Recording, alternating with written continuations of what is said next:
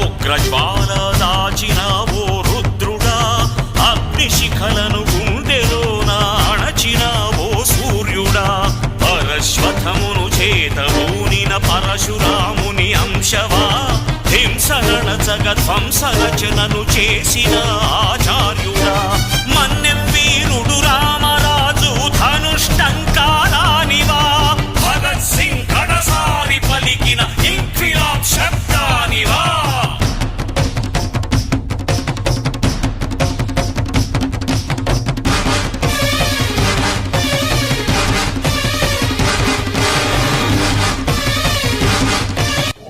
ఈరోజు భారతదేశంలో మైనార్టీలపై జరుగుతున్న ద్వంద్వ వైఖరిని ఖండిస్తూ ఈరోజు మంగళగిరిలో అంజుమన్ ఆధ్వర్యంలో అందరం కలిసి ఈరోజు ఈ నిరసన ప్రదర్శనని చేయడం జరిగింది. ముస్లింలపై గతంలో ఎన్ఆర్సీ అని చెప్పి మొదలుపెట్టి అప్పుడు కొంతకాలం మమ్మల్ని ఇబ్బంది పెడతాం జరిగింది. దాని తర్వాత ఇలాగా ప్రతి ఒక్కటి చేసుకుంటూ అసలు భారతదేశంలో మైనారిటీకి ఉన్న హక్కు ఏంటో అర్థం కావట్లేదు ప్రతి ఒక్కరికి. అంటే మేము భారతీయులం కాదు అని చెప్పి తెలియజేయడం కోసం బీజేపీ ప్రభుత్వం మైనారిటీలపై ఉక్కుపాతం మోపుతుందని చెప్పి దీని మూలంగా నేను తెలియజేస్తున్నాను. ఈ వైఖరిని మార్చుకొని ఏదైతే బిల్లు పాస్ చేశారో దాన్ని ఉపసంహరణ చేసుకోవాలని చెప్పి మా అందరి తరఫున కోరుతున్నాం. ముస్లిం సోదరులందరూ ఈ నియోజకవర్గం మొత్తం కలిసి ఒక నిరసన ర్యాలీ ప్రదర్శిస్తున్నాము. మేము ఒకటే చెప్తున్నాం, బీజేపీ గవర్నమెంట్ ఎక్కిన కాడి నుంచి triple తలాకు, uniform civil code, article 370, మొత్తం ఎన్ఆర్సీ, గర్వాబసి, లౌజ ఎన్ని పెడుతున్నారు. కానీ మీరు ఒకటే చెప్తున్నాం, ఈరోజు మనం నార్త్లో చూస్తున్నాము మసీదులు రోడ్డు మీద నమాజ్ చదివితే వాళ్ళకి పాస్పోర్ట్ కావాలని వాళ్ళ మసీదులు అన్ని చేస్తారు. నేను ఒకటే చెప్తున్నా, దయచేసి మన ముఖ్యమంత్రి గారిని ఇలాగా 4 రాష్ట్రాలు అసెంబ్లీలో పాస్ చేశారు, మీరు దయచేసి పాస్ చేసి ఈ బిల్లుని వెంటనే రద్దు చేస్తారని మేము చెప్తున్నాము. అలాగే ఇది ఆర్టికల్లు 25, 26, 14, 15, 300 ఏ ఆర్టికల్కి వ్యతిరేకంగా ఉంది. ఇవాళ మేము సుప్రీంకోర్టు కూడా వెళ్ళాము. దీని మీద సుప్రీంకోర్టు మీద మాకు నమ్మకం ఉంది, పూర్తిగా న్యాయం చేస్తామని. ఇప్పుడు మన అంజుమన్ ఆధ్వర్యంలో ఒక మెమోరాండం కూడా ఎంఆర్ఓ గారి ఇవ్వడం జరుగుతుంది. దయచేసి నేను ప్రధానమంత్రి గారిని ఒకటే కోరుతున్నాను, మీరు ఈ బిల్లుని వెంటనే రద్దు చేస్తుందిగా మేము కోరుతున్నాము. అంజుమన్ హిమాయత్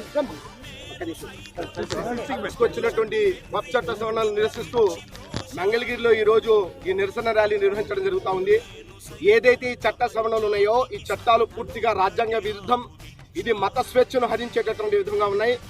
గతం నుంచి ఇప్పటిదాకా బీజేపీ పరిపాలన చూస్తే ఈ దేశంలో హిజాబ్, హలాల్, అజాన్, నమాజ్ అంటూ తీవ్రమైనటువంటి దాడులు చేస్తూ ఉన్నటువంటి నేపథ్యం, మైనార్టీల యొక్క ఆర్థిక, రాజకీయ, సామాజిక స్థితిగతులు హీనాతీహీనంగా ఉన్నాయని జస్టిస్ సచార్ కమిటీ ఒక పక్కన చెప్తే, మేము మైనార్టీలు ఉద్ధరిస్తామని చెప్పి మాట్లాడినటువంటి మోదీ ఇతను తీసుకుంటున్నటువంటి చర్యలు, ఈ చట్టాలన్నీ కూడా మైనార్టీలకు విఘాతం కలిగించేటువంటి విధంగా ఉన్నాయి.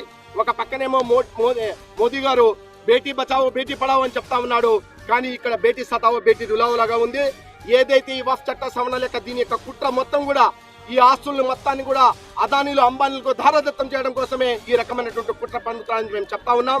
ఆయన హిందూ ధర్మ పరిరక్షకుడు అని చెప్పుకోవడానికి కూడా ఓటు బ్యాంకు రాజకీయాలు చేయడం చూస్తా ఉన్నాడు. ఆయన నిజంగా ఓటు బ్యాంకు రాజకీయాలు, ఇది హిందువుల పరిరక్షణ కాదు, ఇది ముస్లింల మత స్వేచ్ఛను హరించడం. రాబోయే కాలంలో క్రైస్తవుల మీద, సంస్థల మీద దాడులు జరుగుతాయి. అదేవిధంగా హిందూ ఎండోమెంట్ యాక్ట్ ఏదో దాని మీద కూడా దాడులు జరిగేటటువంటి ప్రమాదం ఉంది. ఆయన ఏదైతే ఈ వక్ఫ్ బోర్డు ఉందో, కౌన్సిల్ ఉందో, దాంట్లో ముస్లిమేతలను తీసుకొస్తానని చెప్పి మాట్లాడుతా ఉన్నాడు. అంటే మీరు రాబోయే కాలంలో ఏదైతే వక్ఫ్ బోర్డులో ఏదైతే ముస్లిమేతలు తీసుకొస్తా ఉన్నారో, ఎండోమెంట్ ఏదైతే ఉందో దాంట్లో కూడా ముస్లింలను తీసుకుంటారా అని చెప్పి మేము ప్రశ్నిస్తా ఉన్నాం. కాబట్టి ఏదైతే ఈ ఆస్తులు ఉన్నాయో ఇవన్నీ కూడా మన హక్కులకి సంబంధించినటువంటి అంశం. ఇది హిందూ ముస్లిం వివాదం కాదు, ఇది న్యాయానికి, అన్యాయానికి జరుగుతున్నటువంటి పోరాట సంగ్రామంగా దీన్ని చూడాల్సినటువంటి అవసరం ఉంది. రాబోయే కాలంలో ప్రజాక్షేత్రంలో మేమందరం కూడా వెళ్ళి ఈ మోదీ ఏదైతే మైనార్టీల మధ్య దాడులు చేస్తా ఉన్నాడో దానికి వ్యతిరేకంగా ప్రజా పోరాటాల ద్వారా ఈ దేశంలో ఉన్నటువంటి హిందువులు కూడా ముస్లింలను హక్కులు చేర్చుకునేటటువంటి సాంప్రదాయం ఈ దేశంలో ఉంది. ఈ దేశ లౌకిక స్ఫూర్తిని కాపాడుకోవాల్సినటువంటి అవసరం ఉంది. ఈ దేశంలో ముస్లింల యొక్క ఐక్యతే కాదు, ఈ దేశ సమైక్యత సమగ్రత మొత్తం కూడా ఈ దేశానికి అవసరం అని చెప్పి చాటి చెప్తూ రాబోయే కాలంలో ప్రజా పోరాటాలు ఉద్యమం చేస్తాం. ఇక్కడ ఉన్నటువంటి రాజకీయ పార్టీలు కూడా మేము ఒక చెప్పదలుచుకున్నాం. ఈ లౌకిక పార్టీలు ఇక్కడ ప్రాంతంగా ఉన్నటువంటి ఏదైతే ఉన్నాయో ఆ పార్టీలు కూడా మీరు ఎటువైపు ఉండాలో తెలుసుకోవాలి. మీరు ముస్లింల వైపు ఉన్నారా లేకపోతే ఏదైతే కార్పొరేట్లకు ఊడిగం చేసేటటువంటి మోదీ వైపు ఉన్నారో మీరు తెలుసుకోవాల్సినటువంటి అవసరం ఉంది. లేకపోతే రాబోయే కాలంలో మీకు కూడా తగిన శాస్తి జరుగుతుందని చెప్పి ఈ సందర్భంగా నేను హెచ్చరిస్తా ఉన్నాను.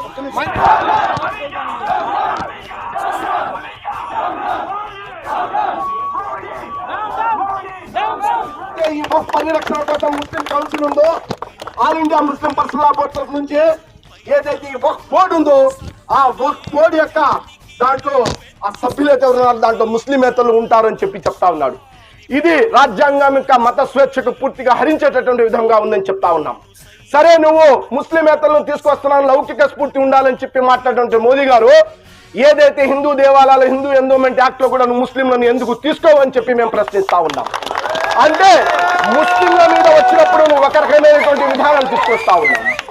రెండవ పక్కన ఆగండి బాబు, రెండవ పక్కన ఒక మాట అంటున్నావు, నేను ఏదైతే ఈ తీసుకొచ్చినటువంటి ఇంతకుముందు మీ ఆస్తులు ఉన్నాయో అవన్నీ సరిగా పరిరక్షించడం లేదు, వాటన్నిటిని నేను కాపాడుతానని చెప్తా ఉన్నావు. రెండవ పక్కన ఎవరైతే ఆక్రమించుకుంటారో వాళ్ళకు పడేటటువంటి శిక్షలు నాన్ బెయిలబుల్ ఉంటే ఇప్పుడు బెయిలబుల్ గా తీసుకొచ్చి ఆ శిక్షలని తగ్గించామంటే దీంట్లో నీ కుట్ర ఎంత ఉందని చెప్పి మేము ప్రశ్నిస్తా ఉన్నాం. అంటే అతను తీసుకొచ్చినటువంటి చట్ట సవరణలకే అతను చెప్తున్నటువంటి మాటలకి ఎక్కడా పొంతన లేదు అనేది మనకు అర్థమవుతా ఉంది. ఇది ఏదో కేవలం ముస్లింలకు సంబంధించినటువంటి అంశం కాదు, ఇది రాజ్యాంగానికి సంబంధించినటువంటి అంశం. ఈ రోజు మాది, రేపు క్రైస్తవులది, తర్వాత బుద్ధులది, సిక్కులది, ఆ లాస్ట్ లో మొత్తం హిందువులది కూడా. ఎట్లా చెప్పగలుగుతున్నావా అంటే ఈ రోజు ఈ దేశంలో ఆత్మ నిర్భర్ భారత్ అని చెప్పి మాట్లాడేటువంటి మోదీ ఈ దేశంలో ఆకలి చావుల్లో ప్రపంచ ఆకలి చావుల సూచికలో 116వ స్థానంలో ఈ దేశం ఉందంటే సిగ్గుతో తల వంచుకోవాలని చెప్పి చెప్తా ఉన్నా. 140 కోట్ల మంది భారతదేశపు జనాభా ఉంటే దాంట్లో 80 కోట్ల మందికి 5 కిలోల బియ్యం రేషన్ నేను పంచుతున్నామంటే ఈ దేశంలో ప్రజలు, ఈ దేశంలో ఉన్నటువంటి 80 కోట్ల మంది పేద ప్రజలు, బడుగు బలహీన వర్గాల వాళ్ళు పూటకు కూడా అన్నానికి కూడా గతి లేనటువంటి ఒక దౌర్భాగ్యమైనటువంటి పరిస్థితుల్లో ఉన్నారంటే ఇంతకంటే సిగ్గుచేటమైన ఉన్నా అని చెప్పి నేను చెప్తా ఉన్నాను. ముస్లింల మీద ఎక్కడి నుంచో దయాదక్షిణాలు వచ్చేసినాయి. ముస్లింల మహిళలంటే నాకు ఎంతో గౌరవం అని మాట్లాడుతా ఉన్నాడు. నేను అడుగుతా ఉన్నాను, గుజరాత్ మారణ హోమం జరిగినప్పుడు బిల్కిస్ బాను అనేటటువంటి ఆమె మీద తీవ్రమైనటువంటి అత్యాచారం చేసినటువంటి ఎవరైతే నేరస్తులు ఉన్నారో వాళ్ళందరినీ బెయిల్ మీద తీసుకొచ్చి పూలమాలతో సత్కరించింది నువ్వు కాదా అని చెప్పి మేము ప్రశ్నిస్తా ఉన్నాం. ఒక పక్కనేమో బేటీ బచావో బేటీ పడావో అంటావో, రెండవ పక్కన నువ్వు బేటీ సతావో బేటీ రులావోలాగా చేస్తా ఉన్నావు. కాబట్టి మేము నమ్మము. అదే సందర్భంలో మేము ఇంకో మాట కూడా చెప్పదలుచుకున్నాం. ఈ రాష్ట్రంలో ఉన్నటువంటి లౌకిక పార్టీలు దయచేసి వాళ్ళు కూడా ఆలోచించాలి. మేము ముస్లింల పక్షపాతులం అని చెప్పి మాట్లాడేటటువంటి ఇక్కడ ఉన్నటువంటి ముఖ్యమంత్రి గారు కానివ్వండి, పూర్వ ముఖ్యమంత్రి గారు కానివ్వండి, వాళ్ళు ముస్లింల కోసం, ముస్లింల యొక్క హక్కుల కోసం నిలబడతామని చెప్పి ఉన్నారు కాబట్టి మేము మీకు ఓటేశాం. ఈ రోజు ముస్లింల యొక్క హక్కులని కాలు రాస్తా ఉంటే మీరు చూసుకుంటూ ఉంటే మా జాతి మిమ్మల్ని క్షమించదు. రాబోయే కాలంలో మీకు తగినటువంటి బుద్ధి కూడా చెప్తామని చెప్పి కూడా మేము చెప్పదలుచుకున్నాం. మీరు తెలుసుకోవాలి, మీరు ఎటు పక్కన ఉన్నారు. ఈ దేశంలో ఉన్నటువంటి బడుగు బలహీన అల్ప అబల కర్షక కార్మిక వైపు ఉన్నారా, లేకపోతే ఈ దేశాన్ని ఊడిగం చేసేటటువంటి అదానీల అంబానీల వైపు ఉన్నారా, మీరు తెలుసుకోవాల్సినటువంటి అవసరం ఉందని చెప్పి నేను చెప్పదలుచుకున్నాను. కాబట్టి మిత్రులారా, ఈ రోజు మీరు రియాలిటీ చూస్తున్నారు.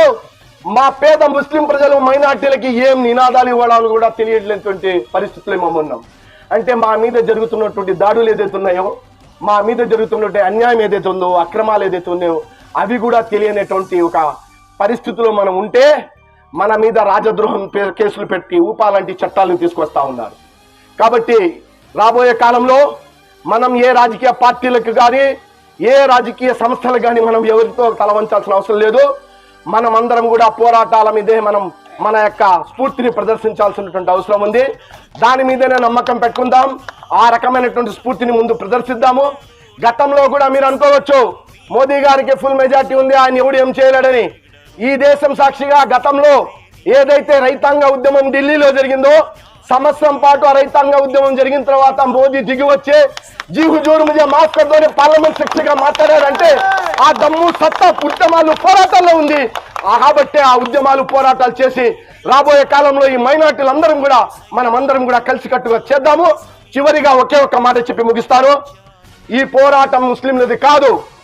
ముస్లింలందరూ ఐక్యమవడం అనేది అవసరం, కానీ ముస్లింలు మాత్రమే ఐక్యమవడం ఈ దేశానికి ప్రమాదం.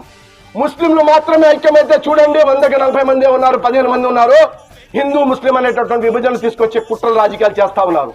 ఈ దేశంలో ఉన్నటువంటి మైనార్టీల హక్కుల కోసం కాపాడేటువంటి వాళ్ళు హిందూ సోదరులు ఈ దేశంలో 80 మంది ఉన్నారు.